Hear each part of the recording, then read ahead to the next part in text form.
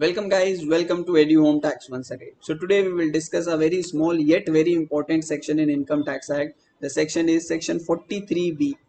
Section 43B of Profit and Gain from Business and Professions. This section talks about deduction on payment basis. Before starting, let us understand the method of accounting. What do you mean by method of accounting? Method of accounting है कि आप कौन सा method follow करते हैं अपने books of accounts को maintain करने के लिए. क्या आप कैश बेसिस फॉलो करते हैं या आप अक्रूवल और मर्केंटाइल बेसिस फॉलो करते हैं. अगर आप कैश बेसिस फॉलो करते हैं जिसका मतलब है कि आप बुक्स में डेबिट और क्रेडिट तभी रिकॉर्ड करते हैं जब आप एक्चुअल कैश का इनफ्लो या आउटफ्लो होता है. अक्रूवल और mercantile, every commerce student would know कि अक्रूवल और मर्केंटाइल हेल्प अस और allow us to record an expense in the year in which it is incurred irrespective of the payment. कि कोई भी एक्सपेंस हो या कोई भी इनकम हो उसको उसी वक्त रिकॉर्ड करो जिस समय वो हुआ है, इनकर हुआ है या अक्रू हुआ है. इररेस्पेक्टिव, ये इंपॉर्टेंट नहीं है कि उसका पेमेंट इस साल आया है या नहीं आया है. Okay, so this is accrual और mercantile basis. If we take a small example, suppose we have done a purchases. हमने कुछ purchases किया है 2022 में, मार्च 2022 में, ठीक है. बट हमने उसका पेमेंट अप्रैल में किया है, अप्रैल 2022 which is an another financial year. तो अगर हम कैश बेसिस फॉलो करते हैं तो हम अप्रैल 22 मतलब नेक्स्ट फाइनेंशियल ईयर में उस परचेज को रिकॉर्ड करेंगे.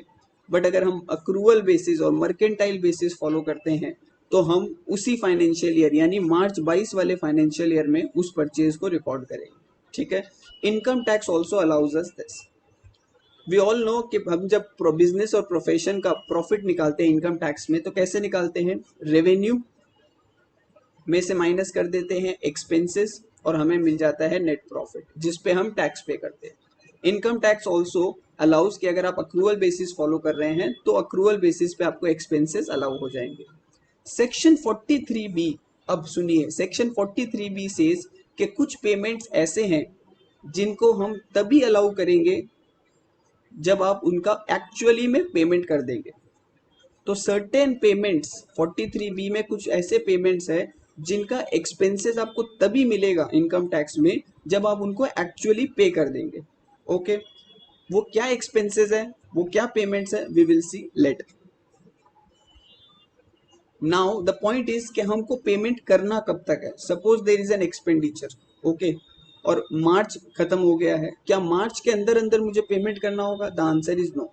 आपका जो रिटर्न फाइलिंग का ड्यू डेट है, आपका जो रिटर्न फाइलिंग का ड्यू डेट है, आप उससे पहले पहले अगर पेमेंट कर देते हैं तो आप वो एक्सपेंसेस का डिडक्शन ले सकते हैं. सो मार्च 22 सपोज कीजिए खत्म हो गया और आपकी रिटर्न फाइलिंग की ड्यू डेट है जुलाई, तो आप जुलाई के अंदर अंदर भी अगर पेमेंट कर देते हैं तो आपको उसका डिडक्शन मिल जाएगा. नाउ लेट अस सी वो कौन से एक्सपेंसेस है और कौन से पेमेंट है जिनका डिडक्शन हमें हमेशा पेमेंट बेसिस पे मिलेगा, अक्रूवल बेसिस पे नहीं मिलेगा. Number one tax, duty, cess और फी. नंबर वन है टैक्स, ड्यूटी, सेस और फी.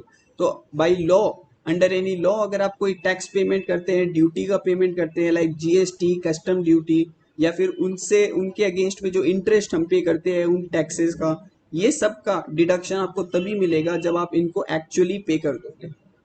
ठीक है. Number two, contribution to superannuation fund, gratuity fund, provident fund. तो कोई भी एम्प्लॉय बेनिफिट के लिए आपने कोई फंड अगर मेंटेन किया है which is recognized by law और उसका आप कंट्रीब्यूशन करते हो तो पेमेंट बेसिस पे ही आपको उसका डिडक्शन मिलेगा. सर पेमेंट नहीं किया है तो आपको उसका डिडक्शन नहीं मिलेगा. अगले साल अगर आपने पेमेंट किया तो आपको नेक्स्ट फाइनेंशियल ईयर में उसका डिडक्शन मिलेगा. बोनस और कमीशन टू एम्प्लॉयज, आप अपने एम्प्लॉयज को उनके सर्विस के लिए बोनस और कमीशन दे रहे हैं.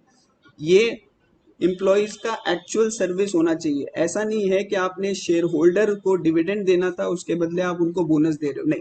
एक्चुअल बोनस और कमीशन टू एम्प्लॉयज.